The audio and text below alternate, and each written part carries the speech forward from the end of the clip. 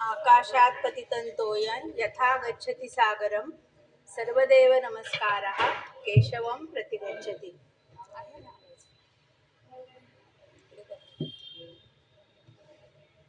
आपण येतो ना मागील काही महिने संहिता ग्रंथ हा या संहिता ग्रंथांच्या म्हणजे चारही संहितांचा व्यवस्थित येतो नाही कोणता आवाज. चार संहितांचा त्यांची स्वरूप आणि त्यांचा आशय हे मागच्या व्याख्यानांमधून आपण पाहिलं.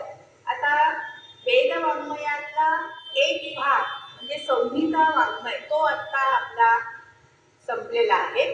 तसा जे चारही संहितांचा परिचय आपल्याला करून दिलाय.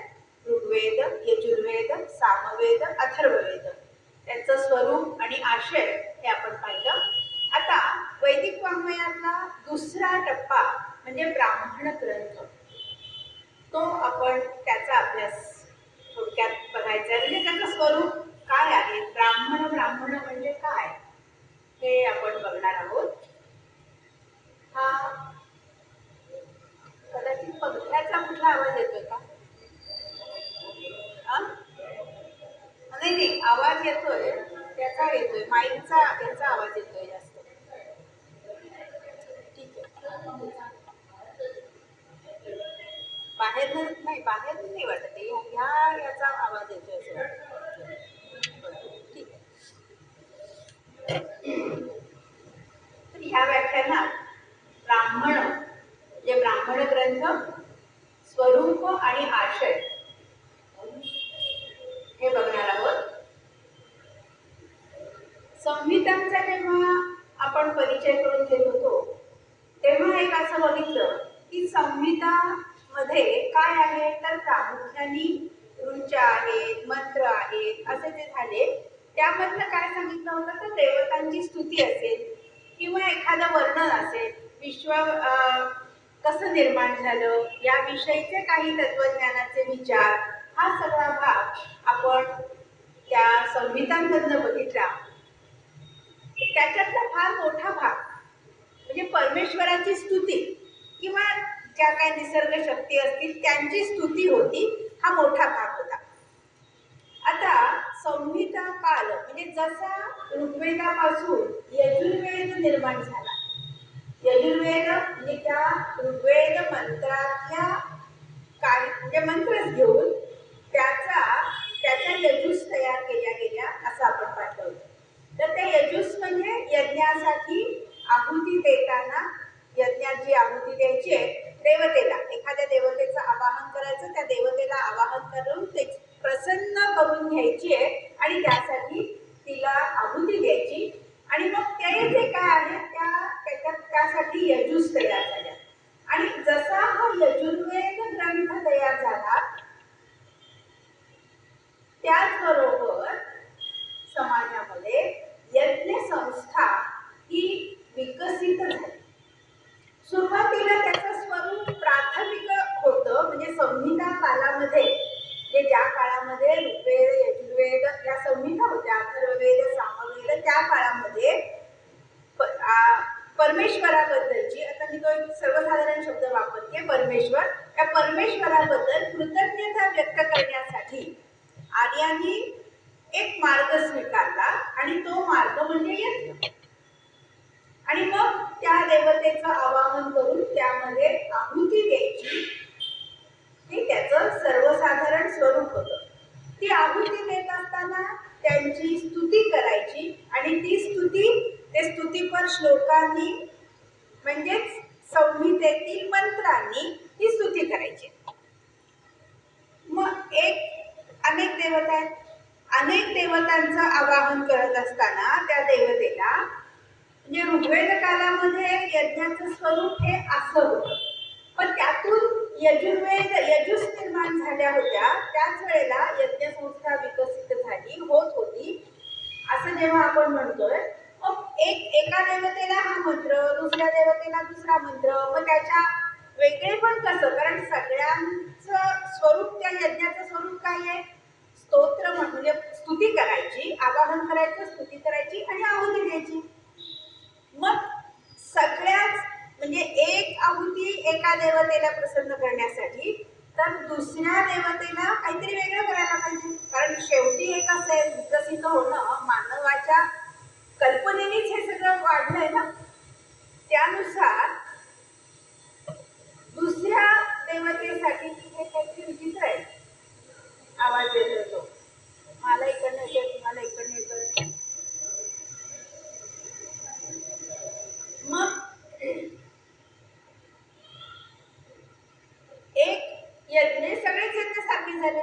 मग जेव्हा जशी जशी यज्ञांची वेगवेगळी नावं तयार होत होती, तसं त्याचं स्वरूप पण वेगळं व्हायला पाहिजे. मग हे स्वरूप वेगळं कसं?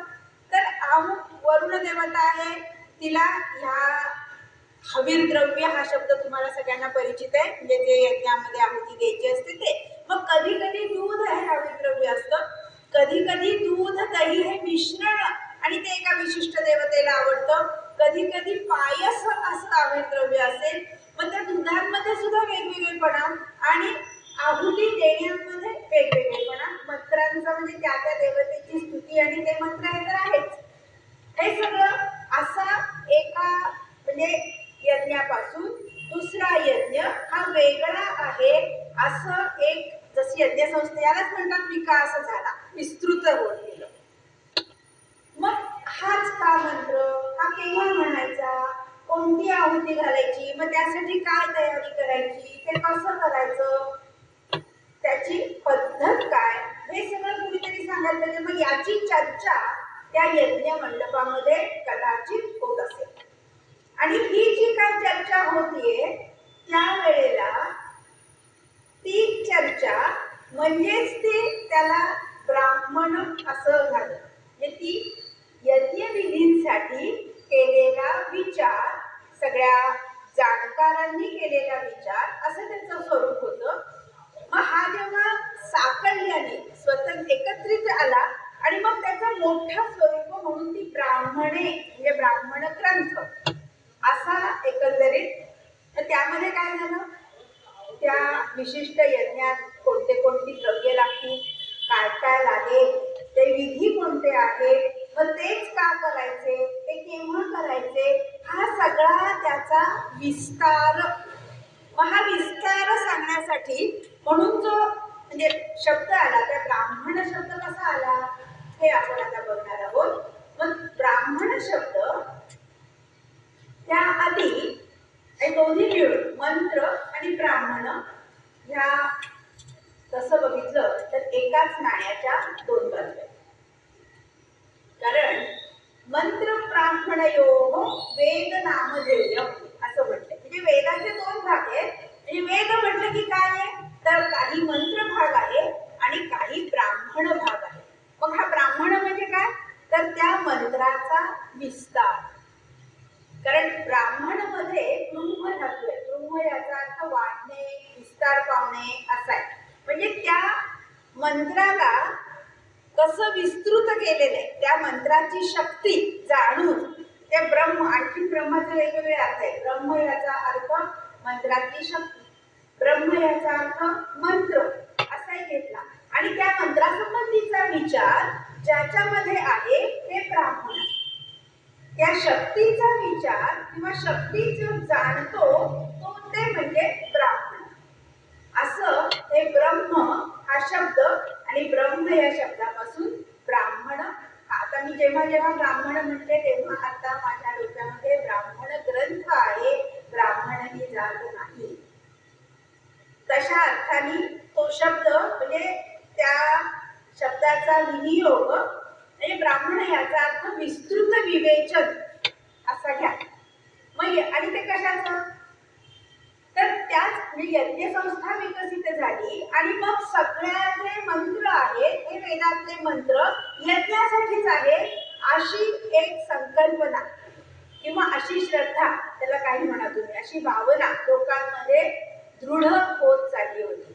दृढ बनवली गेली, दृढ झाली. कारण काय, माझ्या सगळ्या म्हणजे केवळ देवतांना प्रसन्न कशासाठी करायचंय, माझ्या इच्छा आकांक्षा पूर्ण करण्यासाठी, माझ्या ज्या मनोकामना आहेत किंवा मला जे काय मिळवायचं आहे ते सर्व कशात पूर्ण होणार आहे, ते पूर्ण करण्यासाठी प्रयत्न हवे. तर त्यासाठीचा आणखीन एक हा मंत्रात्मक प्रयत्न म्हणजे यज्ञ. प्रत्यक्ष कृती तर असेलच, पण त्याचबरोबर त्या कृतीच्या पाठीमागे जी शक्ती लागणार आहे ती शक्ती कशामुळे मिळणार आहे? ती मंत्रामुळे मिळणार आहे, कारण मंत्रामध्ये ती शक्ती आहे आणि म्हणून ते यज्ञ हे आवश्यक आहे. मग नंतर जेव्हा ही संस्था आता बनली, यज्ञ ही संस्था झाली. पूर्वी कसं साधं होतं, नुसते आवाहन करायचे आणि आहुती द्यायची, त्या देवतेला प्रसन्न करायचं, इतकं जे प्राथमिक स्वरूप असलेला यज्ञ, जेव्हा आता त्या यज्ञाचं लोकांना महत्व त्याला प्राप्त झालंय, कारण समाज स्थिर झाला. समाज स्थिर झाल्यानंतर त्यामध्ये काही व्यवस्था निर्माण झाली समाजामध्ये. मग अशा वेळेला प्रत्येकाची कार्य ठरली गेलेली होती. या वेळेला म्हणजे चातुर्वर्ण्य व्यवस्था ही बऱ्यापैकी स्थिर झाली असं म्हणता येईल. मग अशा काळामध्ये हा एक आपल्याला आपल्या सगळ्या इच्छा पूर्ण करण्यासाठी किंवा आपलं सामर्थ्य वाढवण्यासाठी करायला लागणारी यज्ञ अशी जेव्हा एक संकल्पना आली, त्याचबरोबर यज्ञातले जाणकार हे यज्ञविधी कारण सगळ्यांना समजणारे नाही असंही सुरुवात आता सोपं राहिलं नाही. मग कोणत्या देवतेचा कोणता यंत्र, कोणत्या इच्छाही आम्हाला लोकांच्या, पण त्या त्या इच्छेनुसार त्या त्या गोष्टी वेगवेगळ्या दाखवायला पाहिजेत ना.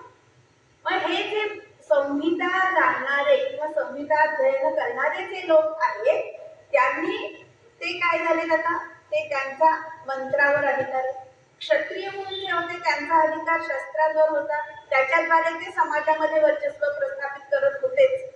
वैश्य, आता त्याला मी आपण म्हणतो म्हणून ते म्हणू, पण काही समाज असा होता की जो व्यापार उदीप बघत होता, त्यामुळे तो समाजावर नियंत्रण करत होता. मग ज्या लोकांनी हे संपूर्ण सतत सातत्याने पठण पाठ करून अध्यापन करून हे सगळे मंत्र ठेवलेले होते, सिद्ध ठेवलेले होते, जागृत ठेवलेले होते, त्यांच्या हातात त्याच्याशिवाय काय होतं, दुसरं मंत्रांशिवाय काहीच नाहीये.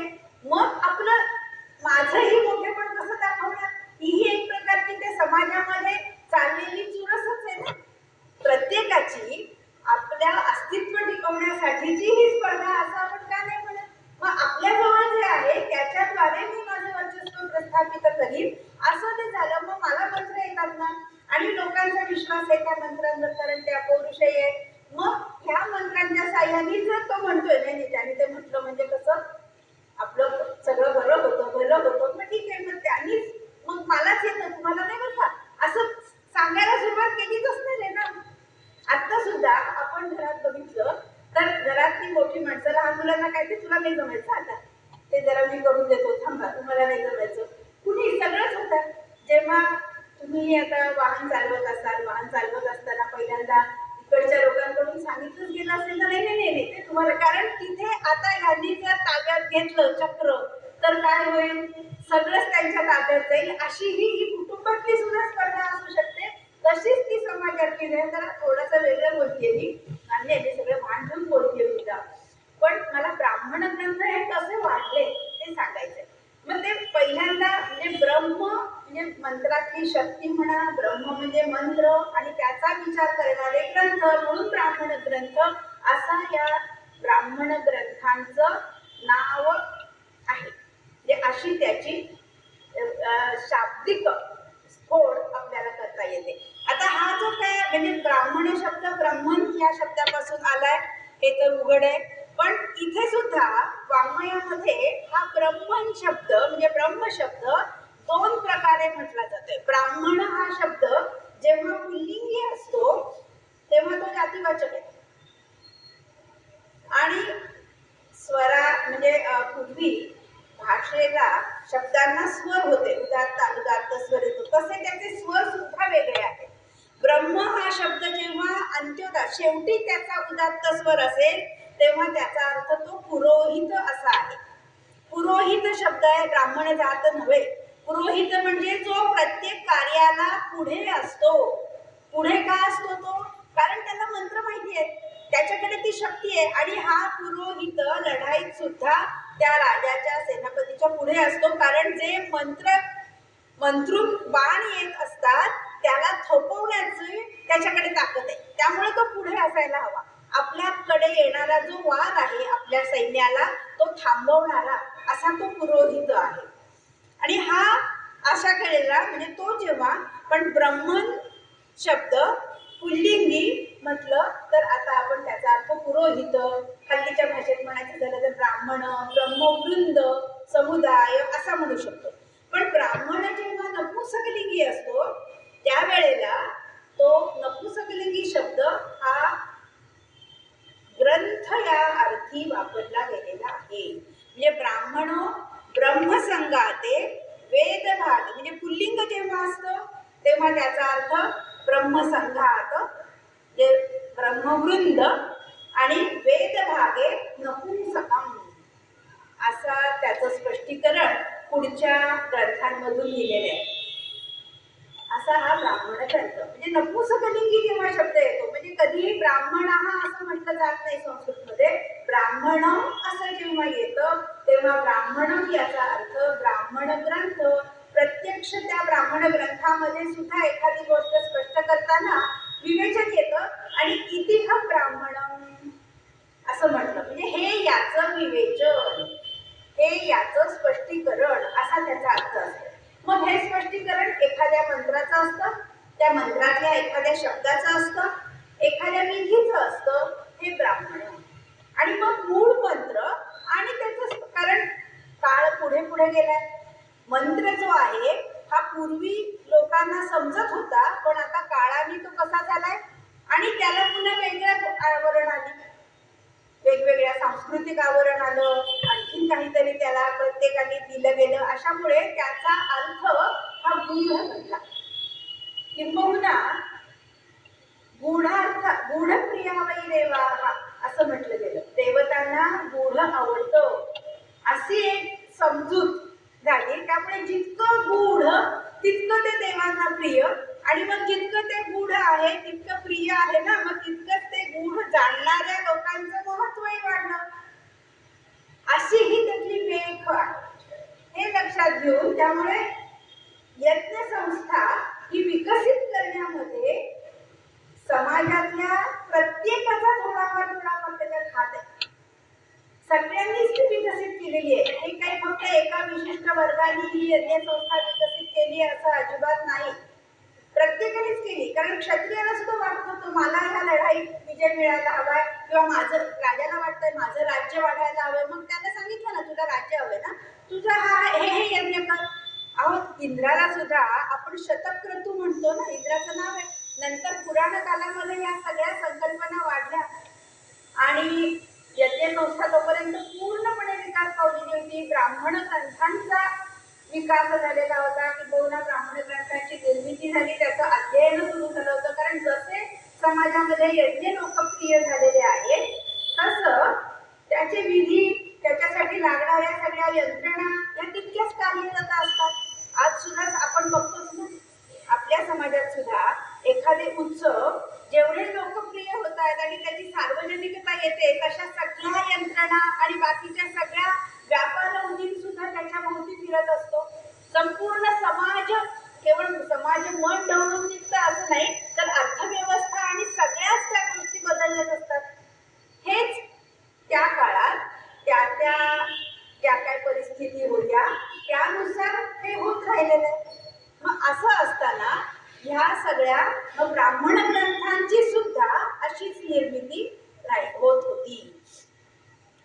म्हणजे कृतज्ञता व्यक्त करण्यासाठी पहिल्यांदा सुरू झालेला यज्ञ, नंतर पुन्हा माणसांच्या इच्छा पूर्ण करण्यासाठी, पण पुन्हा प्रत्येकाच्या वेगवेगळ्या इच्छा पूर्ण करण्यासाठी त्या वेगवेगळ्या यज्ञांमध्ये विस्तार झाला. त्याचं स्वरूप गुंतागुंतीचं झालं आणि ते गुंतागुंती जसे यजुर्वेद बनला तेव्हा ती सुरू झाली प्रक्रिया, नंतर ती आणखीन वाढली. यजुर्वेदाचा जसा जसा उपयोग होऊ लागला, लोक अभ्यास करायला लागले, अध्ययन व्हायला लागलं आणि त्याचा यज्ञामध्ये वापर व्हायला लागला, अशा वेळेला त्या सगळ्या चर्चा जास्त होऊन ब्राह्मण ग्रंथांची निर्मिती झाली असं आपण बघितलं. म्हणजे थोडक्यात आता ब्रह्म या शब्दाचा अर्थ बघायला गेलं तर एक त्याचा अर्थ विधी आणि त्यानुसार आलेले मंत्र यांचा समुदाय म्हणजे ब्रह्म असंही आपण म्हणू शकतो. मग या यज्ञीय विधींशी संबंधित असे जे ब्रह्म ते ज्याला कळलं तो ब्राह्मण झाला. मग आणि ते ज्याच्यामध्ये असं विवेचन होतं ते ब्राह्मण ग्रंथ झाले. म्हणजे एक पुल्लिंगी दर्शक शब्द आणि दुसरा नपुंसकलिंग सांगणारा, म्हणजे ती चालेली चर्चा तो समुदाय हे जिथे एकत्रितपणे केलं गेलं ते वाङ्मय म्हणजे ब्राह्मण वाङ्मय. म्हणजे एखाद्या मुद्द्यावरचं जाणकार अशा, आता मुद्दा मी याज्ञिक असा शब्द वापरते. याज्ञिक म्हणजे यज्ञ जाणणारे जे आहेत त्यांनी केलेलं विवेचन आणि त्या विवेचनाचा संग्रह म्हणजे ब्राह्मण ग्रंथ असा या ब्राह्मण शब्दाचा, ब्राह्मण ग्रंथांचा अर्थ होतो. मग हे ब्राह्मण ग्रंथ एका अर्थाने आपण असं बघूया, हे ब्राह्मण ग्रंथ म्हणजे काय आहे? विनियोग शास्त्र आहे. म्हणजे मंत्रांचा उपयोग केव्हा, कसा, कुठे, कधी करायचा याचं विवरण ज्या ग्रंथांमधून आहे ते म्हणजे ब्राह्मण ग्रंथ. तुम्हाला माहिती, मी पुन्हा सांगते कारण ते सगळ्यांना लक्षात यावं म्हणून मी बोलते. विनियोग हा शब्द आपल्याला माहिती आहे, म्हणजे ते यज्ञ विधींचा उपयोग कसा आहे हे सांगणारं शास्त्र. आणि मग त्याचबरोबर कुठल्या मंत्राचा आणि ह्याच का असे प्रश्न आपोआपच येतात ना चर्चेमध्ये. हाच मंत्र का? मग यासाठी त्यांनी जी बुद्धी वापरली, ज्या कृत्या लढवल्या त्यासाठी ब्राह्मण ग्रंथ आणि त्याचं आलेलं विवरण हे कसं आहे, अलौकिक म्हणावं लागतं. मग ते साधर्म्य बघत आणि त्यातनं अनेक शास्त्रांचा पुढे उदय झालेला आहे हेही लक्षात घ्या. आणि त्यानुसार ब्राह्मण ग्रंथ हे प्रत्येक शास्त्रीय वाङ्मय म्हणून जे संस्कृतमध्ये आहे त्या सगळ्या शास्त्रीय वाङ्मयांचा मूलभूत विचार जर कुठे असेल तर तो जसा संहिता काळामध्ये मी संहितांचं विवेचन करत असताना सांगितलं होतं की ऋग्वेदात त्या मूलभूत बीज स्वरूपात आहे, तसंच त्या बीजाचं विवेचन करत असताना त्याच्याही मध्ये ती शास्त्र दडलेली आहे. त्यातूनच पुढे विचार झाला कसा, तर वृष्टीविषयक ज्ञान सुद्धा तिथे येतं आणि ते त्या ब्राह्मण ग्रंथांमधून येतं. जाताच तो उल्लेख केला येते. कसं आहे तर वृष्टी ज्ञान ब्राह्मणात कसं येईल आणि तो एका वैज्ञानिक आधारही आपण बघू शकतो. वर्णन करत असताना म्हणजे हे कसे सगळे श्रेष्ठ आहे असं तिथे कदाचित वृष्टीचं विवेचन सांगायचं नाहीये, त्याला कशी निर्माण होतंय, पाऊस कसा पडतोय हा विधी नाहीये. श्रेष्ठत्व सांगत असताना अग्नी कसा महत्वाचा आहे, अग्नीत कसं आहे तर अग्निर्वै धूमो जायते. अग्नी आहे त्या अग्नीमुळे काय होतंय, धूम म्हणजे धूर, अग्नीपासून धूर निर्माण होतो. त्या धुरामुळे जिथे जिथे जेवढा मोठा तुम्ही त्याग कराल आणि ते धूर निर्माण होईल त्या धुराने अपुरम मेघ निर्माण होतात आणि मग त्या मेघातून वृष्टी होते असं सांगितलं. आता याला आपण शास्त्रीय आधार देऊ शकतो. हे जे काय वर्णन आलं कुठल्या तरी वेगळ्या संदर्भात आलं, पण अशा तऱ्हेने अनेक म्हणून बीज रूपाने विज्ञान आपल्याला ब्राह्मण ग्रंथातून मिळतं. पण त्याचबरोबर ते साधण्यासाठी जे काही वेळेला त्यांनी काय केलंय, फार म्हणजे एक शब्द हाच मंत्र ह्याच देवा का घ्यायचा, मग कुठेतरी तो शब्द साधर्म्य घेतलं आणि हा इथे हा शब्द आहे ना, चला आता याचा एक वेगळा संदर्भ आहे. पण गणपती देवता आपल्याला माहिती आहे, ऋग्वेदाच्या वेळेला सांगितलं. आता ती गणपती देवता जी होती ती प्राचीन काळापासून आहे, पण सध्या आता गणपती पूजनाच्या वेळेला आपण कोणतं ऋग्वेदाचं सूक्त वापरतो, कारण ऋग्वेदामध्ये काही गणपती देवता नाही आहे. पण तुम्ही सर्रास सगळे गणपतींचं पूजन करत असता तर ते गणानां किंवा गणपती हवामहे कविं कवीना हे सूक्त सर्रास सगळीकडे वापरलं जातं. हे कुठलं का, हेच का आलं तर तो गणपती हा शब्द आणि आता ही विकसित झालेली जी देवता आहे आणि त्याचं गणपती हे नाव साधर्म्य, शब्द साधर्म्य हे बघून मग त्याचा ह्याला म्हणायचं विनियोग. म्हणजे त्या मंत्राचा विनियोग ह्या क्रियेसाठी झाला. हे कसं काय आलं? हे तंत्र ब्राह्मण ग्रंथांनी केलं विवेचन करून. प्रत्येक कारण एक अशी श्रद्धा निर्माण झाली की जे काय मंत्र आहे, मंत्रो वै यज्ञार्थमेव. थोडं बदलून मी बोलते. मंत्र हे कशासाठी आले? यज्ञासाठीच मंत्रांची आता निर्मिती हा शब्द वापरते, जाणून बुजून वापरते. कारण मंत्र हे काय आहेत? वेदातले संहितेतले मंत्र अपौरुष आहेत, म्हणजे ते निर्माण झालेत नाही, ते आहेतच, अशी एक श्रद्धा आहे आपली, अशी धारणा आहे. पण तसंच मग आता हे मंत्र कसे निर्माण झाले, जे काय आले ते, तर ते यज्ञांसाठी झाले, अशी एक भावना निर्माण झाली. आणि ही भावना दृढ झाली. मग ही दृढ झाल्यानंतर आता काम काय झालं? सगळ्या ज्या संहिता आहेत, ह्या सगळ्या संहितेतले जे जे म्हणून मंत्र आहेत, त्या सगळ्या मंत्रांना काय करायला पाहिजे? यज्ञविधींशी कुठंतरी जोडलं पाहिजे. ते त्याचा त्या यज्ञविधींशी संबंध सांगितला नाही तर मग त्या मंत्रांना अर्थ राहणार नाही. जर त्या मंत्रांना अर्थ नाही राहिला तर त्या मंत्रांचं अध्ययन कोणी करणार नाही. आणि जर त्या मंत्रांचं अध्ययन केलं नाही तर ते मंत्र टिकणार नाही. कारण तेव्हा काही असं लेख हे नव्हतं, लेखन कला अस्तित्वात नव्हती. सगळं चालायचं ते मौखिक, म्हणून ते वाङ्मय झालं ना, वाणीच्या स्वरूपात ते होतं. आणि त्यामुळे आपल्या शारदा देवता ही वाक देवता, त्याला महत्व आलं. त्याचं कारण हे सगळं परंपरागत, म्हणजे कसं आहे, मौखिक पद्धतीने या मुखातून त्या मुखात केलेलं आहे.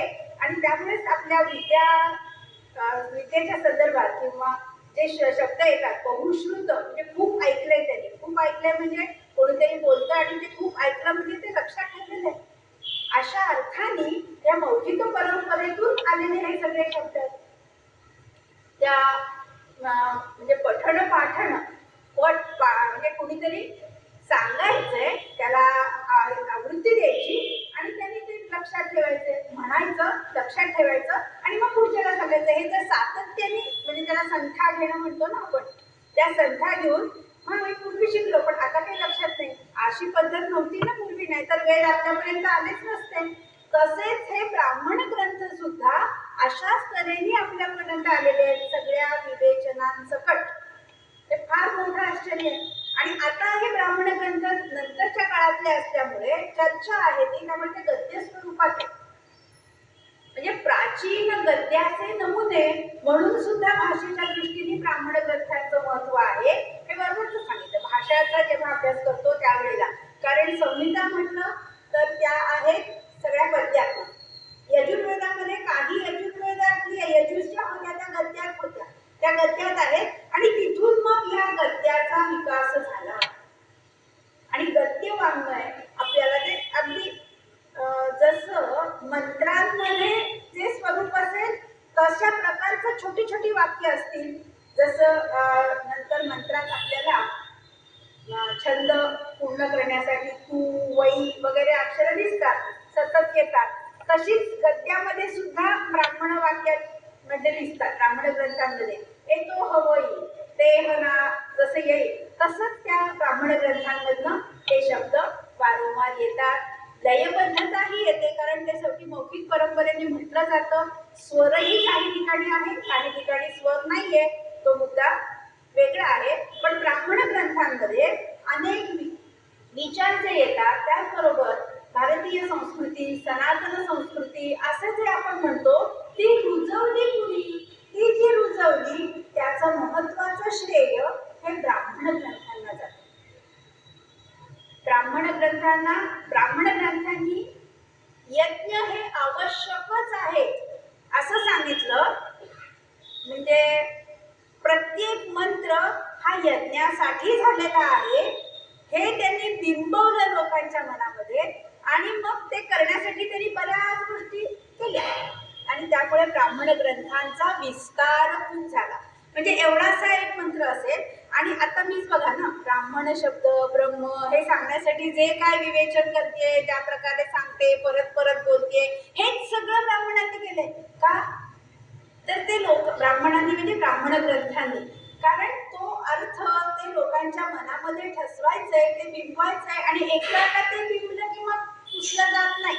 हजारो वर्षांपर्यंत पिढ्या ते चालत राहतं. ह्याची प्रचिती आजही आपण घेतो. आपणही काही नवीन कार्य करायचं झालं, नाही अग्निसंस्कार झाला तर कुणाला बरं वाटतं, त्याशिवाय काही खरं नाही असतं ना. नाही कोणी ते करत नाही. ते काय आहे, ती आताच्या सगळ्या जी कर्मकांड आहे, म्हणजे नवीन घर बांधलं किंवा घर बांधायचं असेल तर तुम्ही पहिल्यांदा तिथे वास्तुपूजा करतात. वास्तुपूजा हे घर बांधल्यावर करता, त्याच्या आधी भूमिपूजन करता. म्हणजे हे सगळ्या हे सगळे जे आता दैनंदिन तुमच्या जीवनात लागणाऱ्या या ज्या काही गोष्टी आहेत, हिंदू समाजाच्या बाबतीत बोलते मी, त्या सगळ्या या शास्त्राधारित अशा आहेत. आणि ह्या सगळ्या विकास कुणी केला? हा संविधान कोणी नाही केला. त्यांनी मंत्र पुरवले, त्यांना सुचलं तसं त्या ऋषींना ते दिसलं, त्यांनी पटकन म्हणून ते मोकळे झाले. पण त्यानंतर त्याचा विनियोग कसा करायचा, कारण वापरात आली गोष्ट कुठलीही तरच ती चालू राहते ना. कितीही चांगली गोष्ट असली आणि तशीच नुसतीच ठेवून दिली जपून, तर नंतर काय होतं ते आपल्याला माहिती आहे. तसंच या मंत्रांचं झालं असतं.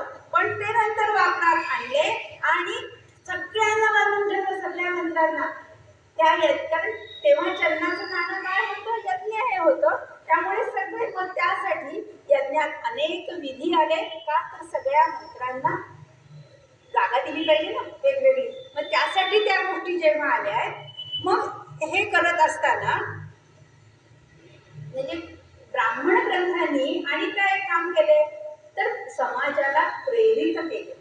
कर्मचोदना हे महत्वाचं कार्य आहे त्याचं. कर्मचोदना ब्राह्मणांनी असं म्हटलेलं आहे. म्हणजे यज्ञ कर्म करण्याची प्रेरणा ही ब्राह्मणांनी दिली, ब्राह्मण ग्रंथांनी. त्याचबरोबर यज्ञ कसा करायचा ही माहितीही दिली.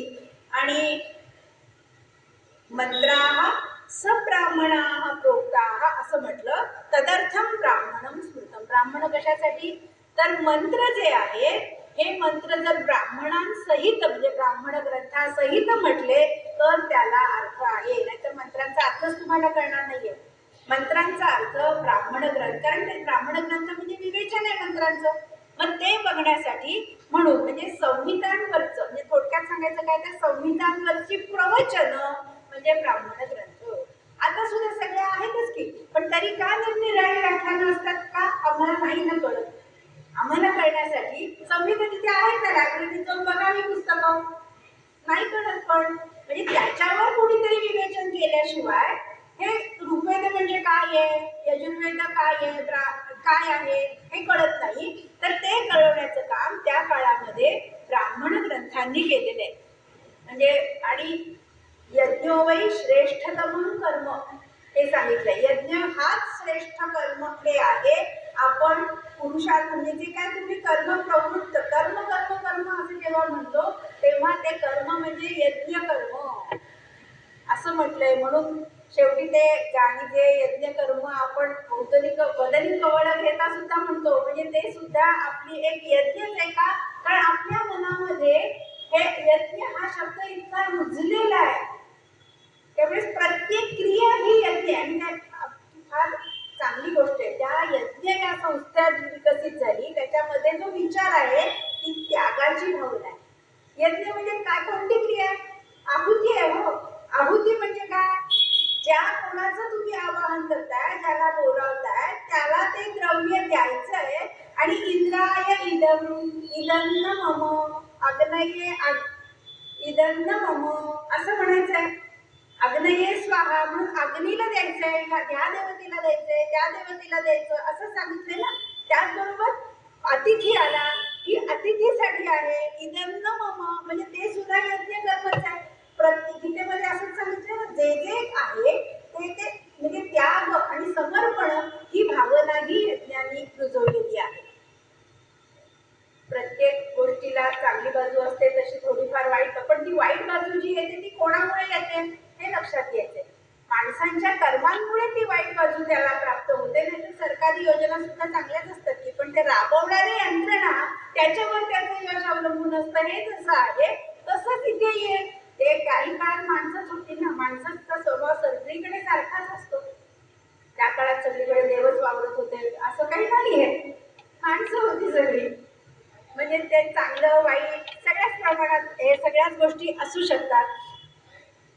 तर ही जी काय म्हणजे ब्राह्मण ग्रंथ कशा प्रकारे काय गोष्टी सांगतात, त्याच्या नंतरचे जे मीमांसा शास्त्र आहे त्यांनी 10 पद्धती सांगितल्या.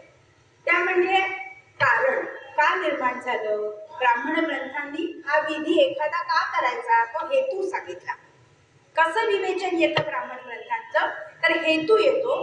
हेतू नंतर अमुक अमुक एक क्रिया आहे त्याचे स्पष्टीकरण म्हणजे व्युत्पत्ती सांगायची. जसं मी आता ब्राह्मण शब्दाची व्युत्पत्ती सांगितली, निर्वर्ण. तसंच मग ही रुद्र देवता आहे. मग रुद्र हे शब्द आला, हा वेदांतला शब्द आहे, मंत्र म्हटला तो रुद्र आहे. तर ती रुद्र देवता, त्याला रुद्र का म्हणायचं असा प्रश्न आला. मग रुद्र का, तर त्याचं स्पष्टीकरण देताना गमतीशीर आहे. त्यांनी सांगितलं 6 अरोधी. रुद्र, रुद्र आहे ना, म्हणजे रुद्र धातू आहे, म्हणजे रडणं. आणि तो रडला, 6 अरोधी म्हणजे तो रडला. आणि ते जे रडणं म्हणजे येतात रुद्रस्य रुद्रत्व, हे त्याचं निर्वचन झालं. म्हणजे काय, ते ब्राह्मण ग्रंथ सगळे अर्थ ते स्पष्ट देतात, पण आज त्याचा नेमका अर्थ आपल्याला कळत नाहीये की नेमकं काय झालं. आणि मग त्यातून पुढे एक शब्द आला, एक नियम केला गेला, बर्हिषि रजतम न देयम. ते जे रडलाय ना तो देव रडला, त्याचे जे अश्रू, ते अश्रू म्हणजे चांदी. आणि म्हणून यज्ञामध्ये दक्षिणा म्हणून चांदी देऊ नये हा नियम केला. कसं विवेचन आहे बघा, काय काय सांगितलं आणि त्याचं स्पष्टीकरण दिलं. रुद्रदेवता त्याचं निर्वचन झालं. निर्वचन झाल्यानंतर निंदा सांगितली, बर्हिषि रजतम न देयम. तुम्ही जर चांदी दिली यजमानाने त्या दक्षिणा स्वरूपात, तर त्याचं काय झालं, एखाद्याला अश्रू दिले असा अर्थ होतोय, म्हणून ते द्यायचे नाही. दक्षिणा म्हणून चांदी नको, म्हणजे कदाचित मग काय सोनं द्यायला असं असेल, तसं नाही म्हटलेलं काय त्याने, पण रजतम न देयम हे सांगितलं. ती म्हणजे आता ब्राह्मण ग्रंथामध्ये कसं आलं, पहिलं हेतू हे विधी का करायचा त्याचं कारण सांगितलं. त्या एखाद्या शब्दाची व्युत्पत्ती दिली, निर्वचन. एखाद्या क्रियेची निंदा केली किंवा प्रशंसा केली. निंदा आणि प्रशंसा, जरी न देयम त्याने आमचं झालं, किंवा एखाद प्रौसय नंतर संशय निर्माण केला, हे करावं का ते करावं असे प्रश्न निर्माण झाला आणि मग त्याच्यावर चर्चा आली. हेही ब्राह्मण ग्रंथांचं विशद करण्याची पद्धत आहे, संशय. आणि मग तो विधी कसा करावा, म्हणजे आता ज्योतिषोमेन स्वर्ग कामो यजेतो, स्वर्गाची इच्छा ज्याला आहे ना त्यांनी ज्योतिषोम यज्ञ करावा असं सांगितलं. हे वाक्य आहे. मग हे ब्राह्मण वाक्य.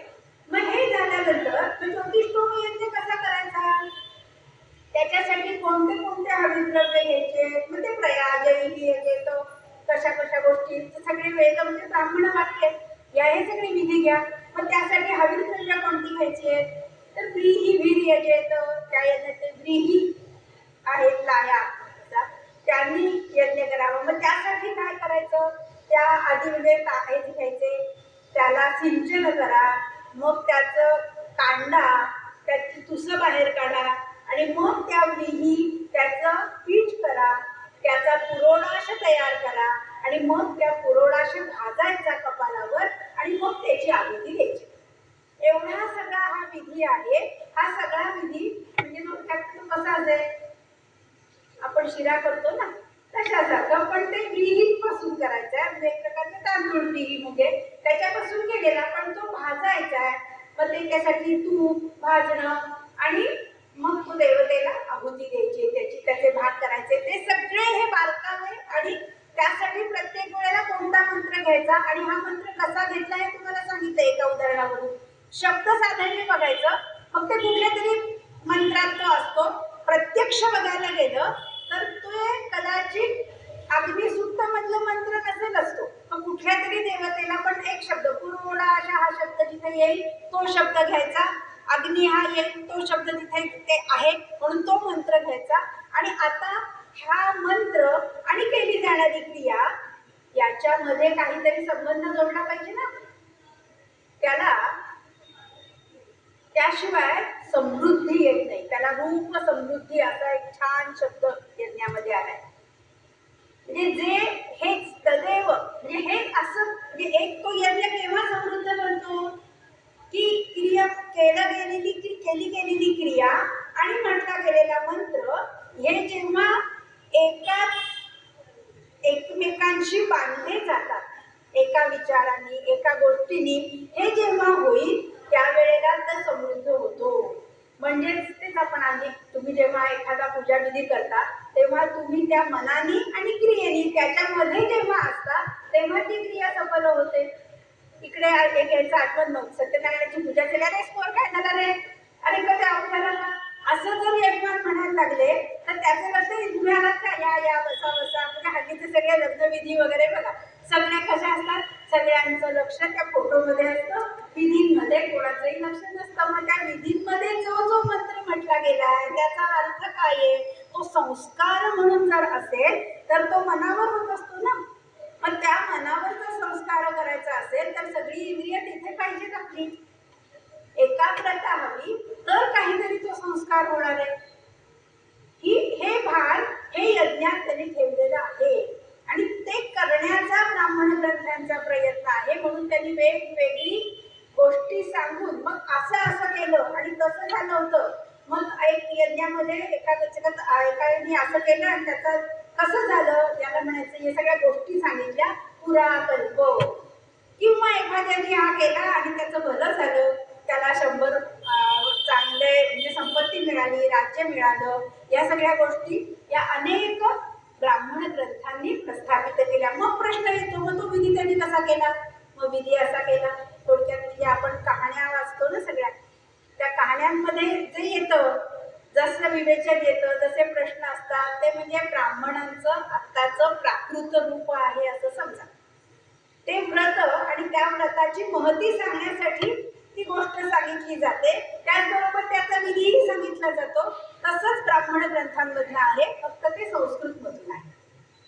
आणि त्या म्हणजे हेतू, निर्वचन, निंदा, प्रशंसा, संशय म्हणजे हळूहळू जे म्हणजे कोणतं द्रव्य घ्यायचंय, काय करायचं, अमुक हा विधी करायचा का, मग तो 5व्या दिवशी करायचा का 7व्या दिवशी करायचा, असा जो काय संशय असेल त्याचं विवरण तो ब्राह्मण ग्रंथात येतं. नंतर प्रत्यक्ष विधी, नंतर इतर परक्रिया म्हणजे ह्या व्यतिरिक्त अन्य कुणी हे केलेले आहेत यज्ञ, त्याची फळं काय काय आहेत, त्यांना कशी फळं मिळाली, हेही विवेचन ब्राह्मण ग्रंथामध्ये आलेलं असतं.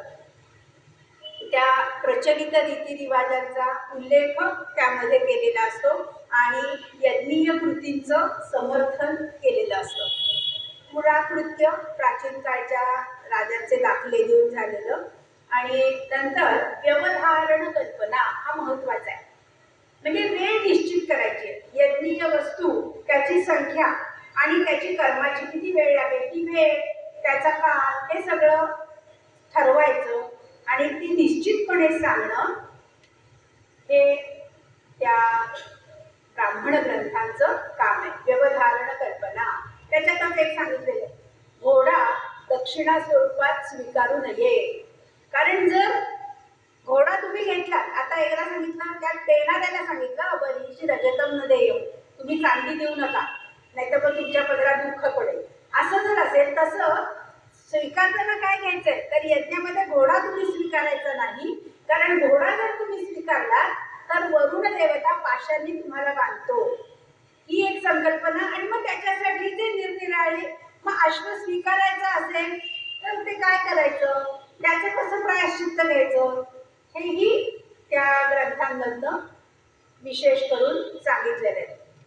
मग त्यावेळेला ते पुरोडाशा सांगितले, मग त्या पुरोडाशाची अश्वपुरोडाशा त्याला म्हणतात.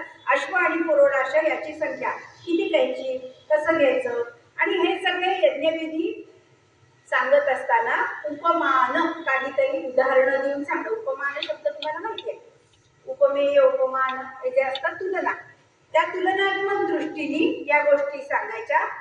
म्हणजे ती कशी आहे तर अग्निर्वयी क्षेपिष्ठा देवता, अग्नी जी आहे ही कशी आहे वायुर्वयी क्षेपिष्ठा देवता ती. म्हणून मग तुम्ही काय करा, वायू देवतेला ती फार पटकन जाते ना, जलद जाते, म्हणून त्याची प्रशंसा करा, त्याची प्रार्थना करा, म्हणजे तुम्हाला काय होईल, जलद फळं मिळतील लवकर. जलद म्हणजे पटकन, चटकन फळं मिळतील यासाठी. तर असं ह्या वेगवेगळ्या म्हणजे एकंदरीत जी 10 प्रकार ब्राह्मण ग्रंथांमधनं, या 10 प्रकारे त्या यज्ञविधींचं विवरण केलेलं असतं. हे आपण म्हणजे वेगवेगळ्या अर्थात हे करत असताना अनेक गोष्टी त्यांनी सांगितलेल्या आहेत. काही वेळेला संबंध प्रस्थापित करताना कृत्रिमता आणली आहे, गूढता त्याच्यात आहे. कारण शेवटी एक म्हणून सुरुवातीला सांगितलं, त्यांना ज्यांना कोणाला ह्याचं ज्ञान आहे त्यांनाही वर्चस्व म्हणजे आपलं महत्त्व प्रस्थापित करायचं होतं, ते टिकवून ठेवायचं होतं, म्हणून ते घेतलं. त्यामुळे ब्राह्मण ग्रंथ आणि नंतर आत्ताच्या काळात ते क्लिष्ट झाले, कारण आता आपल्याला ते संदर्भच माहिती नाही. त्या सगळ्या सामाजिक कल्पना संस्कृतीत थोडा थोडा बदल होत गेला, म्हणून ब्राह्मण ग्रंथ तसे क्लिष्टच आहेत अभ्यासायला गेलं तर. मोठेही आहेत, एक एवढासा मंत्र, मग त्या दृष्टीने संहिता सरळ आहेत, त्या पटकन त्याचे समजत जातात. पण ब्राह्मणांनी त्या सरळ शब्दाचे अर्थ आणखी गहन केले, असं झालं. म्हणून बऱ्याचदा पाश्चात्य अभ्यासकांनी ब्राह्मण ग्रंथांकडे वेदाचा अभ्यास करत असताना दुर्लक्ष केलं, की मॅक्स मुलर सारखे ग्रंथ हे अगदी अतिशय किचकट आणि कंटाळवाणे असे ग्रंथ आहेत असं म्हणून त्यांची निंदा केली आहे. हे कितीतरी तेवढ्यापुरतं खरं असेल, त्यांच्या दृष्टीने ते होतं. पण जर समजा भारतीय संस्कृतीचा अभ्यास करायचा असेल, त्याच्या मुळांचा अभ्यास करायचा असेल, तर ते आपल्याला ब्राह्मण ग्रंथ हे अभ्यास कारण एकदम नाही आले ना. हो, सगळ्यांनी एकदम उपनिषद वाङ्मय म्हणून म्हटलं, पण उपनिषद वाङ्मयाची निर्मिती का झाली? उपनिषद वाङ्मयाची निर्मिती झाली हा ब्राह्मण ग्रंथांचाच परिपाक आहे. ब्राह्मण ग्रंथांनी काय सांगितलं, यज्ञ जे वेद हे वेदमंत्र हे यज्ञासाठीच आहे असं सांगितलं. आणि अनर्थक्यम अतदर्थनाम, यज्ञासाठी जे नाही ते सगळं निरर्थक आहे असं म्हटल्यामुळे ही जी त्यांची भूमिका मांडली, त्यामुळे पुढे त्याला प्रतिक्रिया आली म्हणून यज्ञ म्हणून बौद्ध धर्मही निर्माण झाला. कारण यज्ञ संस्था ही जास्त सगळे नाही, मला हे पाहिजे मग यज्ञ करा, हा पाहिजे यज्ञ करा, साध्या गोष्टींसाठी सुद्धा हे यज्ञ हे कुणी पसरवलं, त्यांनी महत्व आणलं. पण समाजाने ते स्वीकारलं आणि त्यांनी ते मान्य केलं आणि प्रत्येक जण ते करायला लागले. आपोआपच त्याच्यात क्लिष्टता आली. म्हणून मग त्या यज्ञांमध्ये जसं आपण अथर्ववेद बघत असताना बघितलं होतं ब्लॅक मॅजिक, काळी जादू, आणि त्याच्यासाठी पण वेगवेगळ्या गोष्टी होत्या. तशाच या यज्ञांमध्ये सुद्धा पशुबळी सुद्धा आले. आणि मग ते पशुबळींमध्ये त्याला प्रतिक्रिया म्हणून जैन आणि बौद्ध धर्म, जसे यज्ञ वाढायला लागले तसे ते निर्माण झाले. जैन धर्म आणि बौद्ध धर्माची निर्मिती झाली, उपनिषद निर्माण झाली. आणि उपनिषदांनी काय सांगितलं, रवा येते अधुरा यज्ञ रूपा. गीतेने पण सांगितलं ना, क्षीणे पुण्य मर्त्य लोकम विशंती, तुम्ही यज्ञ कराल स्वर्गात जाल, पण पुण्य संपलं की स्वर्गातून पुन्हा खाली येतात. मग शाश्वत काही जर तुम्हाला हवं असेल तर यज्ञ आणि हे कर्मकांड आहे हे खरं नाही. ज्ञानादेव तु कैवल्यम, ज्ञानच मिळवायला हवं. आणि हे ज्ञान कसं आहे, हे यज्ञ स्वरूपाचं ज्ञान नाही, तर हे ब्रह्म. पुन्हा तिथेही ब्रह्मशब्दाचा अर्थ प्रत्येक काळानुसार बदलत गेला. आता ब्रह्मशब्दाचा अर्थ मंत्रातली शक्ती होती, आता ब्रह्मशब्दाचा अर्थ जगातली जे तत्व म्हणून आलं. आणि म्हणून ते ब्रह्मतत्व, ब्रह्मसत्यम जगत मिथ्या असं आलं. तिथेही ब्रह्मशब्द नपुंसकलिंगीच आहे. म्हणजे हा ब्रह्मशब्द आणि ते तत्व हेच सत्य आहे आणि तेच एक आहे, सर्वाभूती समानत्व आहे. हे जे काय तत्वज्ञान आलं आणि भारतीय संस्कृतीची जगाला मिळालेली सर्वश्रेष्ठ देणगी म्हणून जे आपण उपनिषद तत्वज्ञान असं मानतो, ते कशामुळे आलं, तर त्याला काहीतरी कुठेतरी हे ब्राह्मण ग्रंथ कारणीभूत ठरलेले आहेत, तेही नाकारून चालत नाही. आणि त्यामुळे त्याचा अभ्यास मान्य आहे, किचकट आहे ते ग्रंथ, त्यांनी ते कृत्रिम झाले, किचकट होते, पुन्हा एक ग्रंथ वाचून समजत नाही हो. म्हणजे आता ब्राह्मण म्हटल्यानंतर ते कसे आहेत, 4 संहिता आहेत, प्रत्येक संहितेचं ब्राह्मण आहे.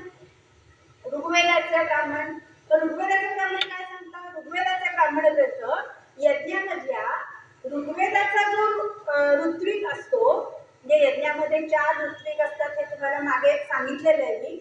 एक होता, अध्वर्यू, नंतर उद्गाता आणि ब्रह्मा, हे 4 वेदांचे 4 ऋत्विज असतात. म्हणजे त्या वेदांचे ते जाणकार असतात.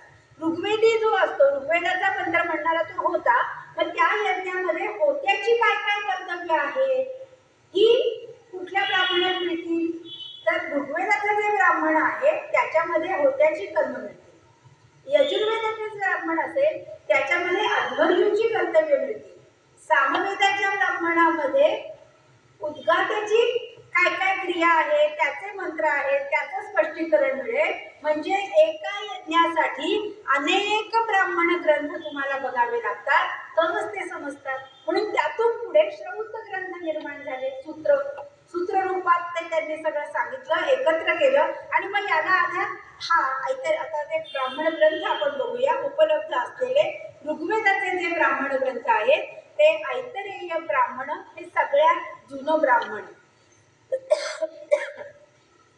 ब्राह्मण ग्रंथ हे सुद्धा अपौरुषेयच आहेत, कारण हा सुद्धा वेदच आहे. मंत्र ब्राह्मणयोः वेद नामधेयम असं आपण म्हटलं. म्हणजे मंत्रभाग आणि वेदभाग, ब्राह्मण भाग असं मिळून तो वेद होतो. वेद म्हणजे मंत्र आणि ब्राह्मण. केवळ मंत्र आपल्याला समजत नाही.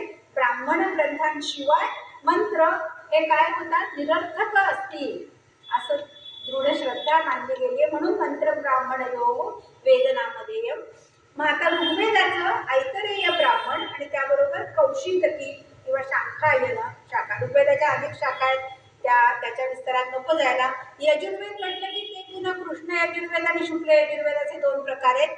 शुक्ल यजुर्वेदामध्ये ब्राह्मण, माध्यंदिन आणि काणव अशा 2 शाखा आहेत, पण त्याचं ब्राह्मण मात्र एकच आहे. म्हणजे शुक्ल यजुर्वेदाचं ब्राह्मण हे शतपथ ब्राह्मण, नावावरूनच कळेल, शतपथ शेकडो त्याला आहेत असे, आणि हे सगळ्यात मोठं ब्राह्मण आहे, शतपथ ब्राह्मण आहे. कारण अध्वर्यूचं कार्य सगळ्या यज्ञामध्ये महत्वाचं असतं, त्यामुळे त्याचा विचार या ब्राह्मणातून केलेला आहे त्याच्या सगळ्या. आणि मग ते यज्ञ कसे असतात, यज्ञ एका दिवसाचा असेल, अनेक वर्षांचा असेल, सप्ताह चातुर्मास्य याग असतील, असे वेगवेगळे. म्हणजे अग्निहोत्रापासून सोम, आता ज्योतिष्ठोम नाव सांगितलं, नंतर निरनिराळे सोमयाग, हे सगळे जे काही याग आहेत त्या सगळ्या यागांचं, त्यातल्या काही विशिष्ट यागांचं वर्णन एकेका ब्राह्मणांमध्ये सविस्तर केलेलं असतं. आणि मग बाकीचे याग हे याप्रमाणे, त्यातला काही विधी, असे सगळे वर्णनं आपल्याला दिसतात. सामवेदाचं महत्वाचं ब्राह्मण म्हणजे तांड्य महाब्राह्मण. कारण सामवेद अनेक शाखांमध्ये आहे, त्यामुळे त्याची ब्राह्मणं पण बरीच आहेत. त्याची जैमिनीय ब्राह्मण आणि तांड्य ब्राह्मण हे महत्वाचं ब्राह्मण, आणि अथर्ववेदाचं गोपथ ब्राह्मण हे आहे. तर अशा प्रकारे मोठी ब्राह्मण महत्वाची सांगितली. या व्यतिरिक्तही अनेक ब्राह्मण आहेत. प्राचीन म्हणजे गद्य भाषा शैली बघायला गेलं तर म्हणजे प्राथमिक गद्य वाङ्मय, पहिलं गद्य म्हणून आपण ब्राह्मण ग्रंथ बघू. यज्ञमंडपातील चर्चा असं जर त्याचं स्वरूप असेल तर त्यामध्ये तुम्हाला दोन्ही भाषा दिसते. म्हणजे तत्कालीन भाषेचं प्रतिबिंब आपल्याला ब्राह्मण ग्रंथांमधून दिसतं. वेगवेगळी वैदिक असल्यामुळे वेगवेगळ्या भाषा येतील. नंतर ब्राह्मण ग्रंथांचं महत्त्व काय, तर संस्कृतीचा, प्राचीन संस्कृतीचा, धर्माचा असा जर अभ्यास करायचा असेल तर त्यासाठी प्राचीन रूढी परंपरा या आपल्याला ब्राह्मण ग्रंथांशिवाय मुळातून कळत नाही. म्हणजे ब्राह्मण ग्रंथांनी एवढं प्रदीर्घ वाङ्मय आणि त्याचं विश्लेषक आणि अभ्यासपूर्ण विवेचन जसं ब्राह्मण ग्रंथात आहे, प्रश्नांची उकल आज सुद्धा आपल्याला त्याच्यातून बघायला मिळते. ब्राह्मण ग्रंथांमुळे अनेक पुढच्या शास्त्रांची निर्मिती झाली आहे, आणि त्यातूनच पुढे म्हणजे यज्ञ केव्हा करा, काय करा, याच्यातून पुढे वेदांग ज्योतिष शास्त्र निर्माण झालं. हे याचाच परिपाक आहे असं आपण म्हणूया. सृष्टी विषयक कल्पना म्हणजे तत्वज्ञान विषयक विचार असं संपूर्ण म्हणजे कर्मकांडांचा सविस्तर अभ्यास करायचा असेल आणि भारतीय तत्वज्ञान, अध्यात्मविद्या किंवा वैज्ञानिक, अधिभौतिक या सगळ्या शास्त्रांचा अभ्यास तुम्हाला थोड्याफार प्रमाणात ब्राह्मण ग्रंथांमधून सुरुवात झाली आहे असं दिसतं. भाषेच्या दृष्टीनेही हे ग्रंथ महत्त्वाचे आहेत. म्हणून ब्राह्मण वाङ्मय म्हणजे आता आपण बघायचं झालं तर ब्राह्मण वाङ्मय म्हणजे काय आहे, तर यज्ञविषयक असलेली चर्चा, त्याची विधानं, एकत्रीकरण, सगळ्या यज्ञांचं सांगोपांग विवेचन तुम्हाला कुठे मिळेल, तर ते ब्राह्मण ग्रंथांमधून मिळेल. म्हणजे आता आपल्याला वाजपेयी यज्ञ तुम्हाला माहिती आहे, नंतर पुत्रकामेष्टी यज्ञ माहिती आहे, दशरथाने केलेला पुत्रकामेष्टी आहे, रामाने सुद्धा केलेला यज्ञ आहे, तो कोणता आहे, अश्वमेध यज्ञ आहे. मग त्या अश्वमेध यज्ञ हे सत्रेचे बराच काळपर्यंत चालत असलेले यज्ञ आहे. तर तो कसा करायचा, त्याचे विधी काय काय आहेत, हे सगळ्याचा बारकाव्याने विचार या ब्राह्मणांमधून केलेला आहे. म्हणून ब्राह्मण ग्रंथ आणि त्याचं अध्ययन, आता म्हणजे त्यातला काही भाग, क्लिष्ट भाग थोडा वरून दिला किंवा अभ्यासक जे असतात त्यांना तो करावाच लागतो, ते केले तरी आपण सुद्धा नुसता एक स्वरूप ब्राह्मण ग्रंथांचं काय आहे असं जर बघायचं झालं तरी सुद्धा थोडे थोडे छोटे छोटे परिचयात्मक असे वेगवेगळे पुस्तकं असतात किंवा अशा व्याख्यानांमधून या ग्रंथांचा अवश्य परिचय करून घ्यावा. निरनिराळ्या कथा वाङ्मय जे निर्माण झालं त्याची सुरुवात सुद्धा ब्राह्मण ग्रंथांमध्ये आहे. शून्यशेपाची कथा तुम्हाला माहिती आहे, ती ऐतरेय ब्राह्मणात आपल्याला दिसते. तर अशा अनेक इंद्रनभूची कथा आहे, त्या पुराणात त्या आणखी विकसित झाल्या. चवनाची कथा आहे, या ब्राह्मण ग्रंथांमधून आल्या, त्या पुढे काही फरक आली, काही फरक उपनिषदात आल्या आणि त्याच पुढे नंतर पुराणात आल्या. संदर्भ बदलले, काही गोष्टी त्यातल्या बदलल्या, पात्र बदलली, पण मूळ कथा तशीच राहिली होती आणि त्याचं मूळ आपल्याला या ब्राह्मण ग्रंथात दिसतं. आणि म्हणून ब्राह्मण ग्रंथ हे अत्यंत महत्त्वाचे आहे. अशा प्रकारे आपण म्हणजे वेद वाङ्मयाचा परिचय करून घ्यायचा म्हणून ही व्याख्यानं जी देत होते त्यातली आज ब्राह्मण ग्रंथांचा स्वरूप आणि परिचय सांगितला. आणि मला वाटतं हे वेद वाङ्मय आता आपण थांबवू, पुढच्या वेळेला पुढचा नवीन काहीतरी विषय घेता येईल. कारण प्रत्येक सगळ्या ब्राह्मणांची माहिती दिली, नावं पण सगळ्यांचं काय काय वेगवेगळ्या यज्ञविधी आणि त्यांचं स्वरूप आणि त्यातल्या कशा कशा येतात हेही सांगितले. अर्थवाद स्वरूप असतं, प्रशंसा, निंदा, विधी यांचं वर्णन येतं. त्या बारकाव्यात काही आपण आत्ता जात नाहीये. जेव्हा ज्यांना ज्याचा अभ्यास करायचा असतो तेव्हा एक एक ग्रंथ घेऊन अभ्यास करायला. उपनिषदांची सुद्धा तुम्ही वेगवेगळ्या ठिकाणी उपनिषद वाङ्मय हे बऱ्यापैकी परिचित झालेलं असतं आणि म्हणजे एक एक उपनिषदांवर सुद्धा सगळीकडे वेगवेगळ्या माध्यमातून किंवा आपल्या या प्रवचनांमधून सुद्धा लोक देत असतात वक्ते. त्यामुळे उपनिषद वाङ्मय मी आता घेणार नाही, त्यातलं काही एखादं असेल तर, पण वेद म्हणजे तुम्हाला वेद म्हणजे काय आणि वैदिक वाङ्मयाचं स्वरूप कसं आहे हे मी सांगितलंय. आणि मला वाटतं आपण हा विषय आता इथे थांबवूया आणि मला तुम्ही शांतपणे ऐकून घेतलं संपूर्ण, आजच नाही तर संपूर्ण हा विषय जो मला तुमच्यापर्यंत, कारण हे वेदात आहे ते वेदात आहे असं सगळेजण म्हणतात, पण खरं वेदात काय आहे हे काहीतरी सांगावं थोडाफार असा माझा प्रयत्न होता. माझ्या मतीप्रमाणे मी तो केला, आपण गोड मानून घेतला असं वाटतंय. तर या मनापासून आपले सर्वांचे आभार. आणि आता पुढच्या मंडळावरच्या